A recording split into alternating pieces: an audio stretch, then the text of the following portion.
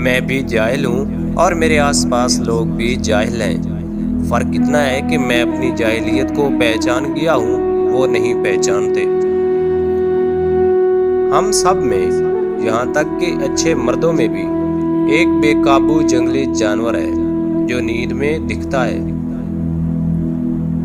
سب سے پہلے ہمدردی کا ادراک حاصل کیے بغیر فکر کے اعلیٰ درجے تک پہنچنا ناممکن ہے۔ سب سے بڑا جاہل وہ ہے جس کا یہ دعویٰ ہو کہ اس کے پاس ہر سوال کا جواب موجود ہے۔ کسی غلط رائے پر قائم رہنے کی بجائے رائے بدلنا بہتر ہے۔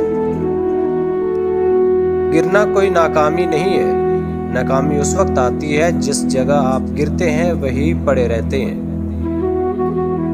وہ سب سے امیر ہے جو کم سے کم پر راضی ہو، کیونکہ مواد فطرت کی دولت ہے۔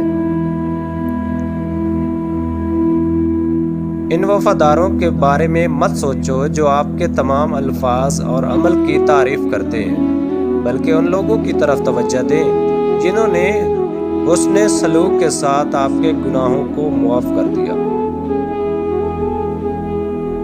شادی ہر حال میں کرنی چاہیے۔ اگر آپ کو اچھی بیوی ملے تو آپ کو خوشی ملے گی، اور اگر آپ کو بری بیوی ملے تو آپ فلاسفر بن جائیں گے۔ جس انسان میں یہ 3 عادتیں ہوں وہ ضرور ذلیل و خوار ہوتا ہے۔ نمبر 1، فضول خرچ کرنے والا۔